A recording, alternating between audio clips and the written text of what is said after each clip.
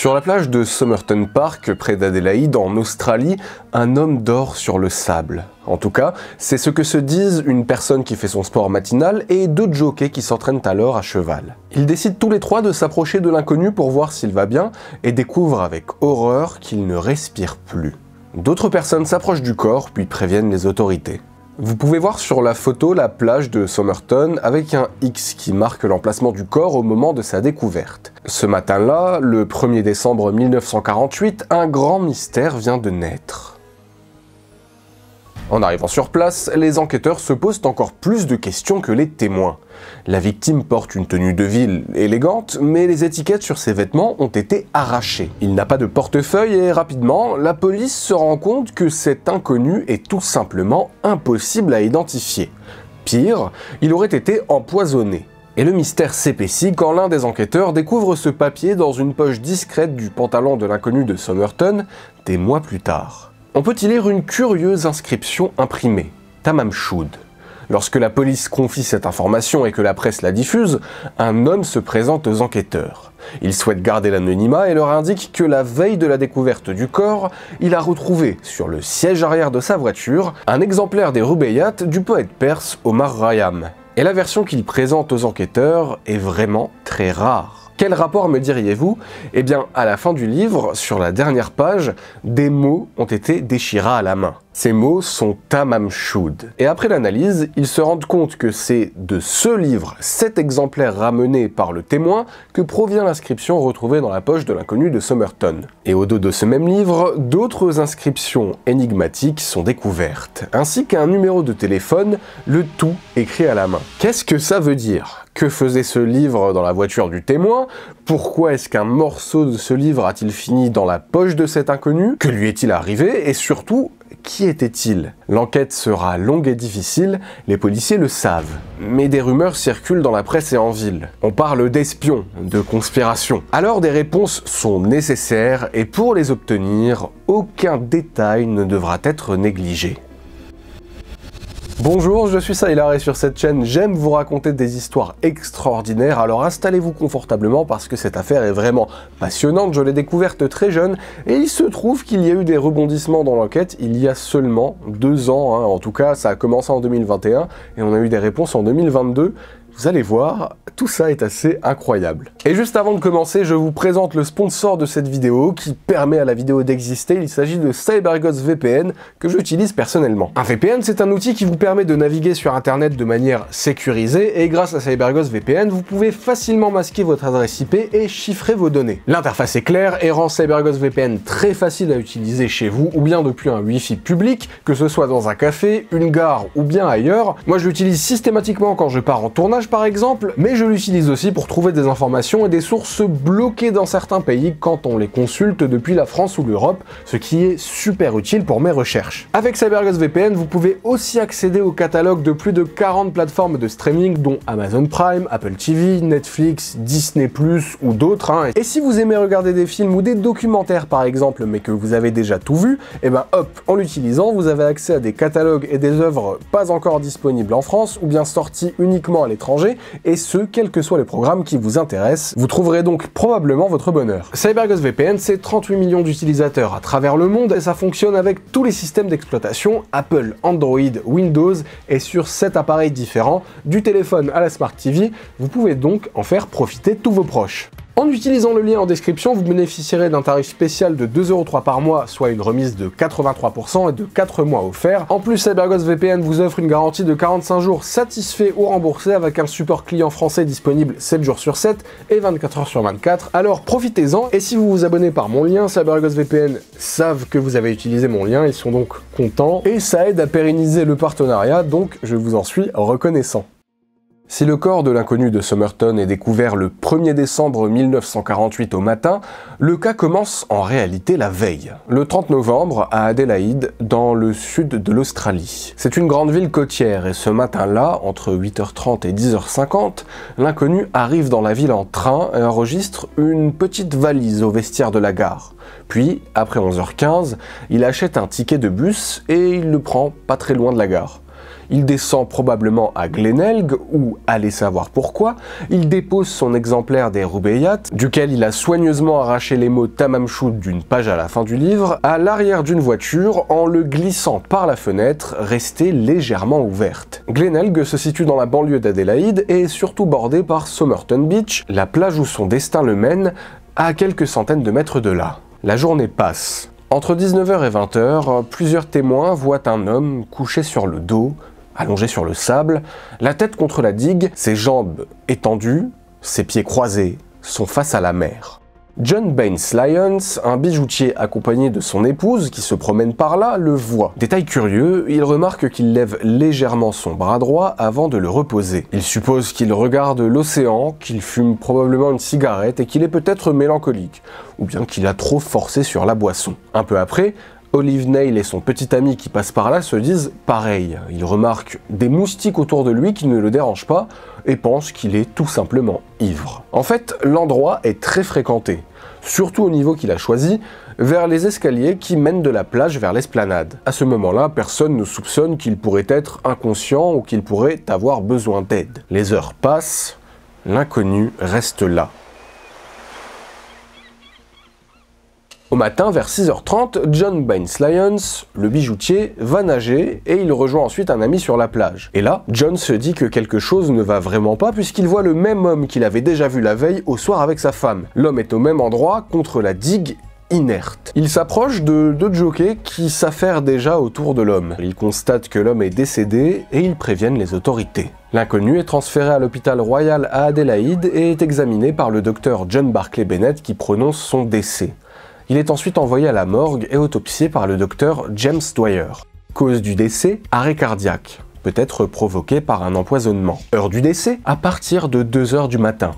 Il a environ 44 ans, les yeux gris, il est rasé de près, il n'est pas circoncis et il est en bonne forme physique. Ses cheveux sont grisonnants sur les côtés, légèrement dégarnis et sont de couleur châtain. Il a quelques petites cicatrices sur son bras gauche, mais dans l'ensemble, il est propre, même ses chaussures avaient été cirées tout récemment. En revanche, des taches jaunes sont relevées au bout de ses doigts, ce qui est un signe qu'il était un gros fumeur. Et effectivement, une cigarette à moitié fumée est retrouvée sur son col et une autre derrière son oreille. Et voici ensuite les autres éléments retrouvés sur lui: un billet de bus d'Adélaïde à Glenelg, du chewing-gum aux fruits, des allumettes Bryant & May, 2 peignes en aluminium, des cigarettes de marque Army Club et 7 autres cigarettes d'une marque plus chère appelée Kancitas retrouvées dans un paquet. Tous ces détails sont très importants parce qu'ils permettent d'établir une chronologie de ses actions la veille de sa mort. L'homme porte un costume, un pull vert, des vêtements chauds, sauf que les étiquettes des fabricants ont été retirées des vêtements. Détail intéressant, une poche de son pantalon est recousue avec un fil orange inhabituel. Bon, là les autorités se disent que c'est bien tout ça, hein, mais ils ne savent pas grand-chose. Heureusement, le lendemain, une autopsie un peu plus complète est pratiquée. Et voici les nouveaux éléments relevés. Les petites cicatrices sur son bras gauche ressemblent à des brûlures. Sa rate est 3 fois plus grosse que la normale et elle est congestionnée. Son foie est endommagé par un caillot sanguin. Il y a beaucoup de sang dans son estomac, ainsi que les restes d'une pâtisserie. Alors, moi ces indices ne me disent rien, mais ça alerte immédiatement les experts de l'enquête, qui pensent que ces observations indiquent que l'inconnu a probablement été empoisonné. Mais ils se disent que c'est bizarre parce qu'il n'y a aucune trace de vomi ou bien de convulsion qui devrait être relevée et normalement accompagner un empoisonnement de ce type. Alors ils procèdent à d'autres analyses, sauf que les tests effectués en laboratoire par la suite ne trouvent aucune trace d'un poison connu. Ils ont tout testé, même la pâtisserie à moitié digérée dans son estomac, mais non, rien. Là, Thomas Cleland, le coroner qui enquête sur le cas, évoque alors 2 poisons mortels, la digitaline et la strophantine. Ces 2 poisons peuvent rapidement agir sur le corps et l'affecter sans laisser de traces. Il se dit alors que c'est l'un de ces poisons qui aurait pu être utilisé. Mais dans ce cas, est-ce qu'il s'est donné la mort? Ou bien est-ce que quelqu'un l'aurait éliminé? Pour le moment, les enquêteurs ne peuvent que spéculer. Et pour connaître la fin de cette affaire, ils doivent d'abord savoir qui il est. La police relève ces empreintes digitales et les diffuse dans tous les pays anglophones, sauf qu'elles ne donnent rien. Il n'y a aucune correspondance qui est établie. Là, eh bien, des photos de l'inconnu sont publiées dans les journaux australiens. Alors ce sont surtout les photos de son autopsie que je ne peux pas vous montrer, sinon YouTube censure immédiatement la vidéo. En tout cas, retenez bien que une photo post-mortem, c'est pas forcément représentatif d'une personne de sang vivant. Mais il y a quand même des gens qui là se manifestent pour identifier le corps, parce que eux aussi ont eu des gens disparus dans leurs familles respectives. Et à chaque fois, eh bien, les policiers se retrouvent avec des dizaines de signalements, et ils doivent à chaque fois enquêter, sauf qu'ils se rendent compte que non, ça ne correspond pas. À chaque fois, les témoins font erreur. D'ailleurs, en passant, là, j'imagine à peine la douleur pour les familles qui font face à ce genre de situation, avec un des leurs qui disparaît sans qu'il n'ait de réponse. Parce que je tiens à insister sur ce point précis, cet appel à témoins des policiers dans les journaux a fait qu'ils ont vraiment reçu énormément de lettres de famille à ce sujet. Certains cherchent un fils, d'autres un mari, d'autres un frère disparu, et ils se raccrochent aux éléments communiqués par les journaux. Nous sommes alors après la Seconde Guerre mondiale, et des disparus, même pour les familles australiennes, il y en a beaucoup. Et donc tout ça ajoute au final énormément de travail aux enquêteurs qui doivent répondre à la moindre lettre qu'ils reçoivent. Mais l'inconnu de Somerton n'est pas identifié. Personne ne semble à sa recherche et les registres officiels ne donnent rien. Mais vous savez quelque chose que la police ignore à ce moment-là? Quand l'inconnu arrive en train à la gare, il y dépose une valise dans les consignes. Sur le moment, personne n'y fait attention. Sauf que les enquêteurs ont une idée. Je vous ai mentionné plus tôt qu'il portait des vêtements chauds, et notamment un pull-over. Des vêtements qui ne sont pas adaptés à la météo locale. Alors les enquêteurs se disent qu'il était peut-être simplement de passage, alors ils contactent les hôtels, les pressings, les gares, et en fait tous les endroits qui ont un service objet trouvé. Le 12 janvier 1949, la police est mise sur une piste sérieuse. Le 30 novembre 1948, veille de la découverte du corps, quelqu'un a déposé une valise marron au vestiaire de la gare d'Adélaïde, et ce quelqu'un n'est jamais revenu la chercher. Les enquêteurs récupèrent la valise, et sur les images qui défilent et qui viennent d'un reportage de la chaîne ABC en 1978, vous pouvez voir le contenu de la valise. Alors, rien de vraiment inhabituel en fait, excepté pour une bobine de fil de barbier orange, un élément rare qui correspond parfaitement au fil orange utilisé pour réparer la poche du pantalon de l'inconnu de Somerton, souvenez-vous, on l'avait évoqué plus tôt. Et puis, les étiquettes et les marques sur 3 vêtements dans la valise ont eux aussi été arrachées, comme pour en cacher la provenance. Seules quelques-unes sur une cravate, un maillot ou encore un sac de linge étaient toujours là avec le nom T. Keane inscrit dessus. Là aussi, les enquêteurs font des recherches. Ils se demandent, par exemple, est-ce que ça serait pas un nom européen ou bien autre qui aurait pu être anglicisé? Sauf que ça ne donne rien. Ils se disent que ces étiquettes sont restées parce qu'elles représentent une fausse piste qui les éloigne de la véritable identité de l'homme. Ce Keane n'aurait rien à voir avec lui. Bon, les mois passent, l'affaire s'enlise, les différents témoins qui se manifestent, pensant reconnaître l'inconnu, continuent de se tromper. Et puis, coup de théâtre, une nouvelle découverte qui relance l'affaire est faite. Sauf qu'elle pose encore plus de questions. En avril 1949, une petite poche cachée dans le pantalon de l'homme est découverte. Alors elle n'a rien de spécial en soi, elle a sûrement été faite pour y glisser une montre à gousset, seulement voilà, dans la poche, il y avait un petit papier soigneusement plié. Sur ce papier, on peut y lire « Tamam Shud ». Très vite, la police découvre que ces mots sont tirés des Rubaiyat d'Omar Khayyam, un livre de poésie populaire en Australie à cette époque. Tamam Shud signifie littéralement en persan « c'est fini » ou bien « c'est terminé ». Les Rubaiyat d'Omar Khayyam est un recueil de poèmes qui parlent de l'amour, de la mort, du destin. Il est écrit au XIe siècle par ce poète perse donc, et il a été traduit et popularisé dans le monde anglophone au XIXe siècle. Ce livre est donc extrêmement populaire, notamment en Australie. Le fait que ce livre soit lié à cette affaire, eh bien ça a du sens. Parce que ce recueil se questionne sur notre vie qui est assez courte, des choses à prendre avec légèreté, sur les événements qui peuvent nous arriver. Et justement, le morceau qu'il a arraché, un Tamam Shud, qui se situe donc à la fin du livre, veut littéralement dire c'est fini. Le fait que l'inconnu de Somerton ait ce morceau arraché et dans sa poche pose question. Est-ce une manière symbolique de mettre fin à ses jours, ou bien est-ce que c'est une menace qu'il a reçue et qui lui annonce son funeste destin? Quoi qu'il en soit, ce mot, placé là, dans sa poche, ne l'a absolument pas été par hasard.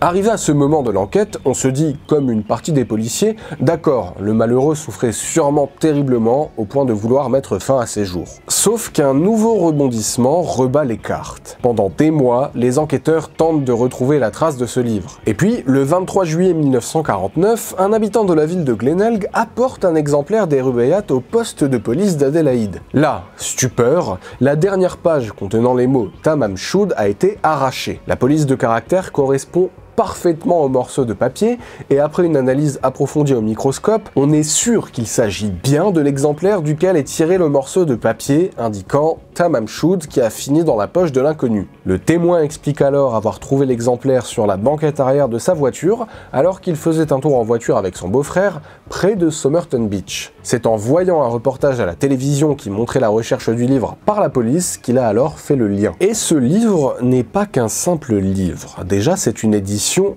très rare. Mais en plus, c'est un exemplaire sur lequel quelqu'un a écrit dessus. Le détective Lynn, en charge de l'enquête, tombe sur un numéro de téléphone griffonné au dos et en utilisant une lumière ultraviolette, repère aussi des traces à peine visibles d'autres lettres. Les inscriptions que vous avez sous les yeux forment 5 lignes avec la deuxième ligne barrée.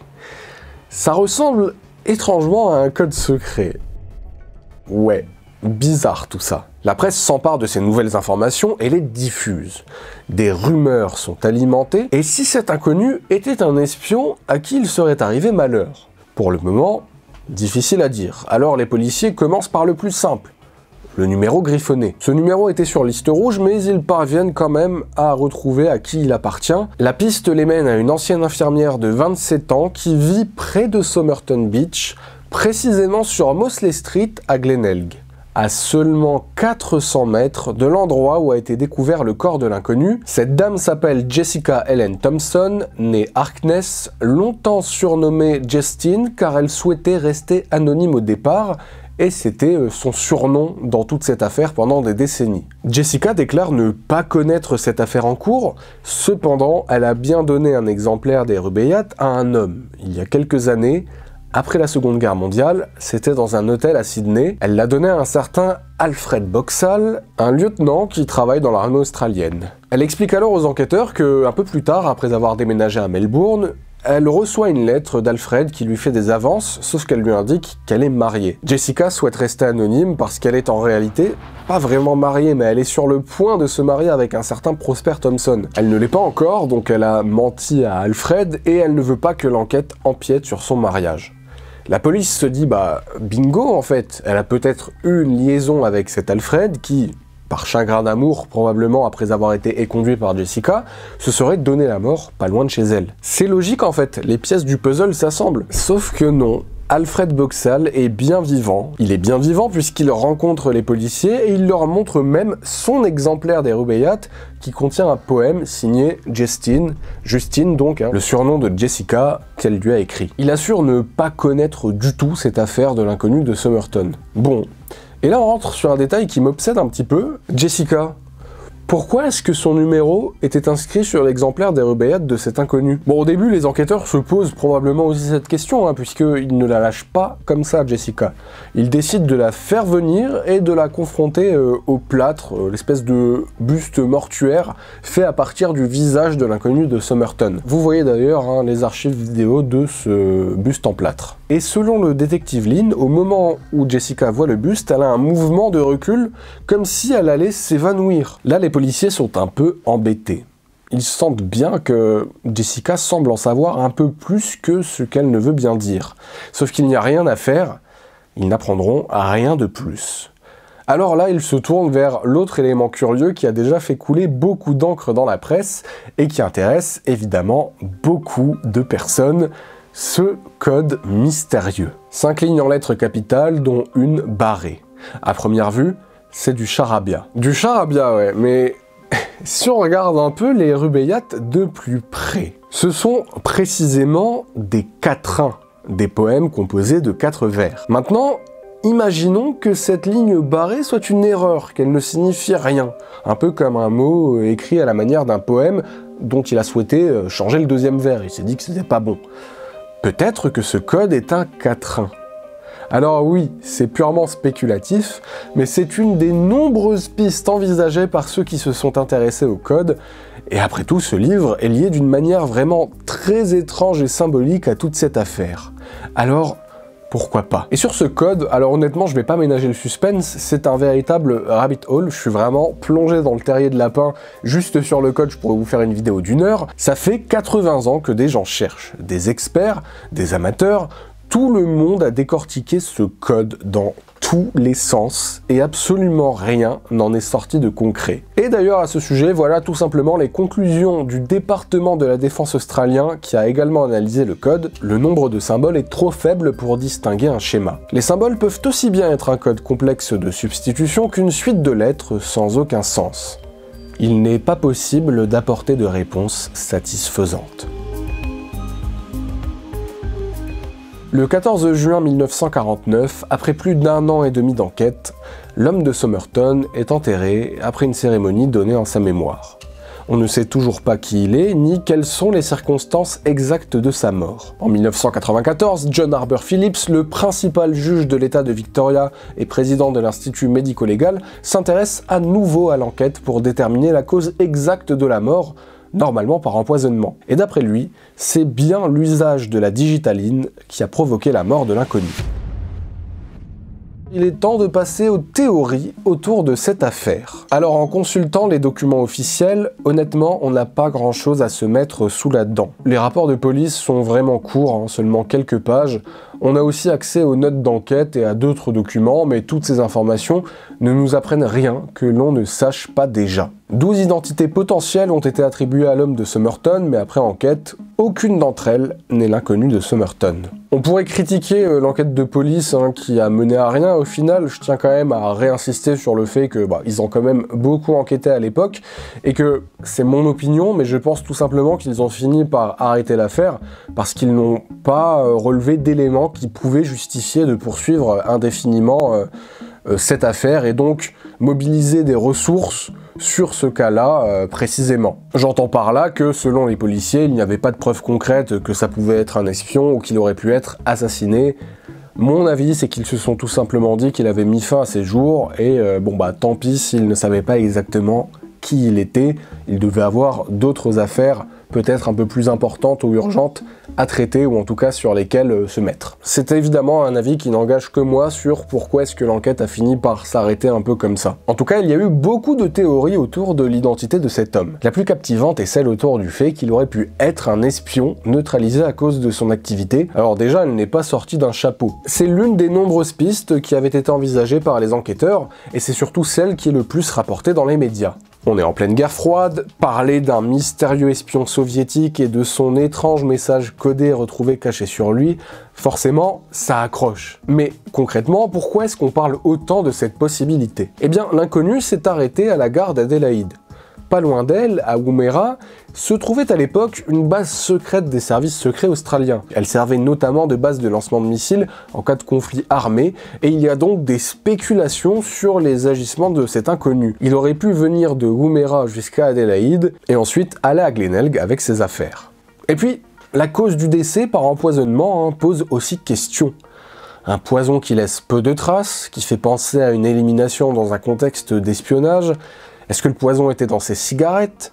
En tout cas, visiblement pas dans ce qu'il a mangé, puisque rien n'a été détecté. Il y a aussi les étiquettes de ses vêtements, arrachés, son portefeuille, jamais retrouvé. Sur cette histoire de vêtements, un site indique, détail très intéressant, que pendant la guerre, il était fréquent d'écrire son nom sur toutes ses affaires à cause des pénuries, et ensuite, quand elles étaient revendues en occasion, eh bien les étiquettes étaient tout simplement arrachées. Ça peut être une piste d'explication, mais alors, ce code issu d'une édition rare des Rubaiyat. Un code impossible à comprendre, écrit sur un livre jeté au hasard dans une voiture à Glenelg, peut-être quelques heures avant la mort de cet inconnu. Là aussi, mystère, mais au final, la théorie de l'espion, elle est circonstancielle. Elle est liée à tous ces indices bizarres qui ne font pas vraiment sens, qui sont un peu hors du commun, qui ne paraissent pas cohérents. Alors il y a bien un élément curieux dans l'affaire aussi, un témoignage en 1959. Un témoin qui dit aux policiers avoir vu, je cite sa déclaration, un homme emportant un autre sur son épaule près du bord de l'eau. Il n'a pas pu le décrire et évidemment son témoignage a alimenté les théories comme quoi le corps aurait été placé là, sous-entendu que l'inconnu ne serait pas mort là hein, et que donc tout ça serait une mise en scène, sauf que ce témoignage n'a pas donné suite à des éléments probants dans l'enquête. Et puis d'ailleurs, pourquoi le laisser à la vue de tous dans ce cas si on veut être un peu discret? Est-ce que c'est pour faire passer un message? En tout cas, ce témoignage, c'est le seul élément auquel se raccrochent encore certains enquêteurs passionnés du cas pour creuser la piste de l'espion. Bon, ça est le code. Mais est-ce que vous voulez apprendre quelque chose d'encore plus bizarre? 3 ans avant la découverte de l'inconnu, toujours en Australie, un autre homme est découvert mort, un exemplaire des Rubaiyat sur sa poitrine. En juin 1945, Joseph Saul Aime Marshall, 34 ans, originaire de Singapour, est retrouvé mort dans Ashton Park à Sydney. Un exemplaire des Rubaiyat posé sur sa poitrine. Il s'est donné la mort par empoisonnement. Petit sentiment de déjà-vu? Eh bien, c'est vers cette période que Jessica offre elle aussi un exemplaire des Rubaiyat à Alfred Boxall, vous savez, hein, celui que les enquêteurs ont cru être l'inconnu. Elle lui offre à Clifton Gardens, à côté de l'endroit où Marshall a été retrouvé. Et 3 ans plus tard, l'inconnu de Somerton est retrouvé près de chez elle avec les mots Tamam Shud dans sa poche et l'exemplaire des Rubaiyat de l'inconnu, lui, est retrouvé dans une voiture encore plus près de son domicile. Alors les coïncidences font partie de notre quotidien et en soi elles n'ont de sens que parce qu'on décide de leur en donner. Mais là, quand même, ça fait beaucoup de coïncidences. Alors, Joseph Saul Marshall était le frère de David Saul Marshall, avocat renommé et futur Premier ministre de Singapour. Il y a donc eu toute une enquête autour de la mort de son frère, et eh bien, il s'avère que c'est un drame malheureux. Joseph s'est bien donné la mort, il n'était pas à sa première tentative et il avait un passé assez lourd de détresse psychologique. Mais je ne peux pas m'empêcher de penser que ces Rubaiyat trouvés dans des circonstances similaires à celles de notre inconnu, eh bien, c'est un petit coup de pouce du destin. Un coup de pouce qui, selon moi, pointe vraiment vers Jessica. Parce que l'autre théorie très connue autour de cette affaire, c'est celle donc du chagrin d'amour. L'homme de Somerton était-il l'un de ses amants qui, à bout, aurait pu sauter la vie? Eh bien, pour le savoir, intéressons-nous à la véritable identité de l'inconnu de Somerton. Parce que, oui, depuis les années 2000, après plusieurs tentatives d'analyser son ADN qui avaient toutes été refusées, l'affaire a été relancée en mai 2021 et des réponses sont arrivées. En 1995, Derek Abbott est professeur. Il enseigne l'ingénierie électronique à l'université d'Adélaïde. Un jour, dans une laverie, il feuillette un magazine parce qu'il s'ennuie et il découvre l'affaire de l'homme de Somerton. Et là, le cas l'obsède. Il accumule absolument tout ce qu'il peut pendant des années sur ce cas, si bien qu'il devient l'un des experts mondiaux sur cette affaire. Et justement, pour lui, la clé du mystère est détenue par Jessica Thompson, qui vivait comme par hasard à côté de l'endroit où l'inconnu a été retrouvé mort. Sauf que, quand il y pense en 2009, Jessica est décédée depuis 2 ans. Alors il contacte la petite fille de Jessica, Rachel Egan. En fait, Derek a une théorie qui rejoint celle de beaucoup de gens. L'homme de Somerton et Jessica auraient eu un enfant ensemble, Robin, dont le père est officiellement Prosper Thompson, le mari de Jessica à l'époque, mais peut-être que non. Ce qui ferait de Rachel la petite fille de l'inconnu qui serait son grand-père. Il y croit d'autant plus que l'inconnu et Robin ont la même particularité au niveau de leur oreille. En fait, dans leur oreille, la partie creuse en bas, qui est appelée la conque, est plus grande que la petite cavité juste en dessous de l'ouverture de l'oreille. Cette particularité ne se trouve que chez 1 à 2% des personnes caucasiennes, c'est donc une coïncidence plutôt curieuse que l'homme de Somerton et Robin partagent cette caractéristique physique inhabituelle. Là, il se dit que si ça se trouve, c'était vraiment son fils. Alors il écrit des lettres à Rachel pour lui parler de sa théorie, les deux se rencontrent, en discutent, et ce qui est vraiment beau en fait dans tout ça, c'est que ils se plaisent, ils décident de se fréquenter, et ils finissent par se marier. Là je pense forcément à l'effet papillon, ou comment l'enquête autour de la mort d'un inconnu 60 ans plus tôt permet à ces deux personnes de se rencontrer. Sans cet incident déclencheur, leur chemin ne se serait probablement jamais croisé. Bref, ensemble, ils enquêtent, les autorités leur refusent d'exhumer le corps pour analyse ADN, mais finalement, avec l'aide de Colleen Fitzpatrick, qui est une experte en généalogie génétique, ils parviennent à récupérer des cheveux du buste en plâtre de l'homme de Somerton, histoire de récupérer son ADN. Et en 2021, alors que la police enquête grâce à l'ADN relevé sur le corps, Derek et Colleen travaillent, eux, sur le cheveu de l'homme de Somerton. Là, Derek, pour lui, c'est un peu aussi une affaire de fierté, d'ego, hein, parce que c'est notamment grâce à lui que l'enquête revit depuis les années 2000, et il veut donc être le premier à avoir la réponse à ce mystère qui le hante depuis qu'il l'a découvert. Suite à ça, Derek et Colleen ne lâchent rien.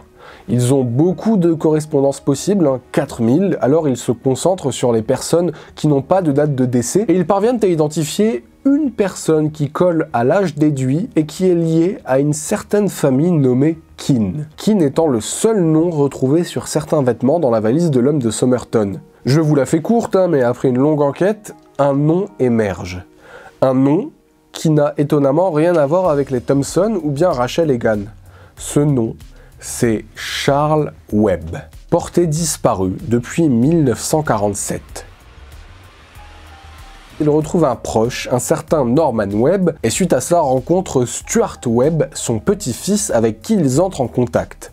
Il leur fournit des photos et leur explique que même dans sa famille, ils ne savent pas vraiment qui était Charles. Il y avait des rumeurs d'un de leurs proches disparus, mais ils n'avaient pas spécialement creusé. Évidemment, apprendre tout ça, c'est un choc pour lui et sa famille. Mais alors, c'était qui Charles Webb ? Charles Webb est né le 16 novembre 1905 à Footscray, près de Melbourne, et c'est le plus jeune d'une famille de 6. En grandissant, il aide sa famille et travaille à la boulangerie familiale, et quand la boulangerie ferme, Charles devient fabricant d'appareils électriques. En 1941, il épouse Dorothy Robertson, sauf que leur mariage est compliqué. Après la mort des parents et du frère de Charles, il se met à changer, il commence à boire. En fait, c'est un mari violent qui menace souvent Dorothy et qui a des sautes d'humeur fréquentes. Solitaire, il mène une vie ordinaire, n'a pas d'amis et se couche à 19 h chaque soir. Il est passionné par la poésie, notamment celle qui parle de la mort, et il écrit lui-même des poèmes à ce sujet. En mars 1946, il tente de se donner la mort en faisant une overdose d'éther. Dorothy lui sauve la vie, elle le soigne et elle se fait frapper en retour pour ça. Alors en septembre 1946, elle n'en peut plus, elle le fuit après des années de ce qu'elle décrit comme étant de la maltraitance physique et verbale. Charles déménage en 1947 et disparaît sans laisser de traces. Dorothy obtient le divorce en 1951 sans savoir que Charles a en fait disparu et qu'il a en réalité probablement fini ses jours sur une plage de Somerton Beach, un an après leur séparation. Quand on y regarde de plus près, Charles Webb a le profil pour être l'inconnu de Somerton. Certains de ses vêtements pouvaient être d'occasion, d'où l'absence d'étiquette et de nom, et les autres, portant le nom Keane, auraient pu être empruntés à son neveu, John Russell Keane. D'ailleurs, le frère de Charles, Roy Webb, ressemble à l'inconnu de Somerton et à Charles en toute logique. Et je ne sais pas pour vous, mais je trouve aussi que d'ailleurs son petit-neveu, Stuart, lui ressemble à cet inconnu. Autre argument, en plus de la correspondance ADN et de tous ces détails, les cicatrices de l'inconnu au niveau de son bras gauche. Vous savez, elles étaient considérées comme des brûlures. On sait que Charles a travaillé un temps à la boulangerie familiale. Il aurait pu se brûler là. On sait aussi que Charles était habitué aux paris sportifs. Il misait notamment beaucoup sur des courses de chevaux. Eh bien, les théories récentes autour de ce fameux code supposent que ce serait simplement des chevaux sur lesquels il aurait pu parier. Alors personnellement, je ne crois pas totalement à cette piste sur le code, mais en tout cas voilà, vous l'avez, c'est la piste privilégiée. Et je vous ai dit que Charles Webb était porté disparu depuis 1947. En fait, c'est surtout que personne dans sa famille ou ses proches ne l'a plus revu. Mais en fait, sa disparition, elle n'a jamais été signalée. Personne n'est allé à sa recherche. Et sa famille n'a probablement jamais eu connaissance du corps retrouvé à Somerton Beach, tout simplement parce que l'affaire a été très rapportée dans le sud de l'Australie, mais pas forcément partout, et pas systématiquement avec la photo du corps. Ils ont donc complètement pu passer à côté de cette information.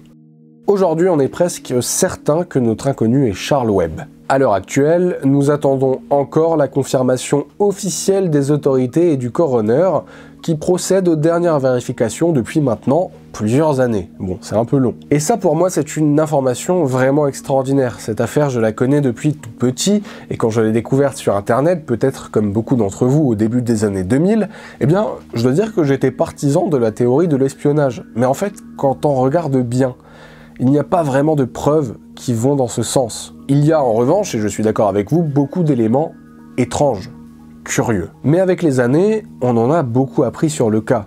Et en me plongeant pleinement dans cette affaire, je vous donne maintenant mon avis. Je suis désormais pour la théorie du suicide. Alors attention, ce que je vous dis est spéculatif. Je le fais à partir des éléments à notre disposition, mais factuellement, bon, je n'y étais pas. Mais bon, voilà mon avis. Charles s'est donné la mort en s'empoisonnant parce que sa santé mentale s'est détériorée jusqu'à ce qu'il se sente coincé au point d'en finir. La rupture avec Dorothy ayant peut-être achevé de le convaincre. Poète, il a probablement arraché les derniers mots de son livre préféré, Les Rubaiyat, arrachant Tamam Shud, c'est fini, pour mettre symboliquement un point final à sa vie, glissant son livre par la fenêtre de la voiture d'un inconnu. Pourquoi là? À cet endroit? Peut-être parce qu'il a tenté d'approcher Jessica Thompson. Après tout, il avait son numéro de téléphone. Là, on peut se demander pourquoi. Est-ce qu'elle l'avait aidé lorsqu'il était en détresse? C'est une ancienne infirmière. Ou bien est-ce qu'ils avaient un lien qui n'a jamais été révélé? Pour moi, justement, il y a toujours une grosse zone d'ombre sur laquelle les journaux récents n'insistent pas. Admettons que ce code, c'est rien, c'est effectivement des chevaux sur lesquels il pariait. Pourquoi est-ce qu'il avait le numéro de Jessica alors que rien ne les lie? Je pense qu'ils se connaissaient d'une manière ou d'une autre et que, après lui avoir rendu visite, ou avoir hésité à lui rendre visite, en se rendant compte peut-être qu'elle vivait avec un autre homme, en l'ayant aperçu, eh bien il a marché le long de la rue, s'est débarrassé de son livre et a pris sa décision. Alors, pause. Cette question m'a obsédé et en faisant mon montage, j'ai continué de chercher et je suis tombé sur une source qui donne une information cruciale qui pourrait bien expliquer leur relation. Voici une publicité parue dans le Adelaide Advertiser, un journal local, publié par les époux Thompson et qui précise « Bungalow à acheter ou louer, paiement comptant jusqu'à 1500 livres. Peut donner bail de maisonnette, toute commodité moderne, loyer 22 shillings et 6 pence. Glenelg. Téléphone, Thompson X3239. X3239, c'est le même numéro qui figurait sur les Rubaiyat de l'inconnu de Somerton. Le numéro de Jessica Thompson, qui affirmait ne pas connaître l'inconnu. Alors, cela ne prouve rien, mais la coïncidence est parlante, et surtout, l'inconnu de Somerton est dans le coin 3 jours seulement après la parution de l'annonce dans le journal. Le timing est quand même curieux. Et si, donc, tout simplement, il avait vu l'annonce, avait noté le numéro de téléphone pour les recontacter sur son livre, puis avait voulu approcher Jessica Thompson simplement pour louer leur bungalow. Alors c'est spéculatif, mais c'est une théorie qui expliquerait ce lien étrange entre eux qu'on n'arrivait pas à expliquer jusqu'ici, et qui ne serait que en rapport avec cette offre parue dans le journal. Encore faut-il que l'inconnu ait bien pu le lire, ait vu cette annonce par la suite, et soit venu à Glenelg juste pour ça, et aurait ensuite décidé pour X raisons d'en finir ici, mais quand même, ça se tient. Et ça colle aussi avec le profil de Charles Webb. Sa valise nous montre bien qu'il était en errance, il était en décrochage, et il a décidé de ne pas reprendre un autre train ou un autre moyen de transport. Il a choisi d'en finir ici, fumant une dernière cigarette devant l'océan à Somerton Beach, la nuit du 30 octobre au 1er novembre 1948.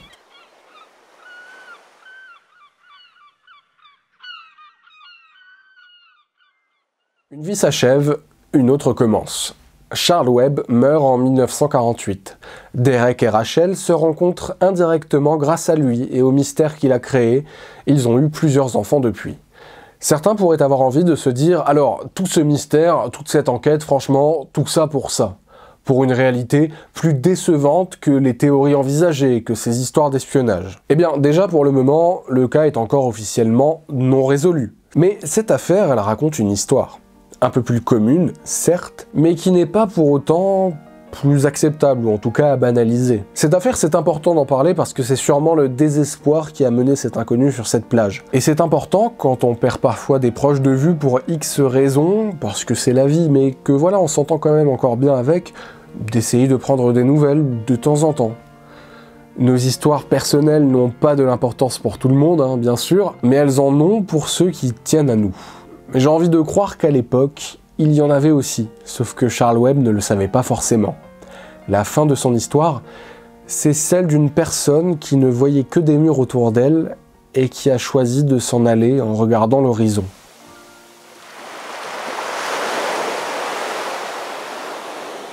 J'espère que vous avez passé un bon moment sur cette vidéo. Si c'est le cas, n'hésitez pas à laisser un commentaire ou un j'aime, ça permet vraiment de la visibiliser. N'oubliez pas de vous rendre dans la description pour bénéficier de notre offre exceptionnelle avec CyberGhost VPN via mon lien promotionnel, 2,03 € par mois seulement pour protéger vos données lorsque vous naviguez tout en accédant à n'importe quel contenu géorestreint, satisfait ou remboursé pendant 45 jours. Et en plus, si vous passez par mon lien, la marque voit que la sponsor fonctionne, donc elle continue de soutenir la chaîne. Donc si ça vous intéresse, vraiment, n'hésitez pas. Merci à vous spectateurs, abonnés, membres de la chaîne, vous contribuez toutes et tous à la faire vivre. Moi je vous donne rendez-vous à la prochaine vidéo, et d'ici là, portez-vous bien, au revoir.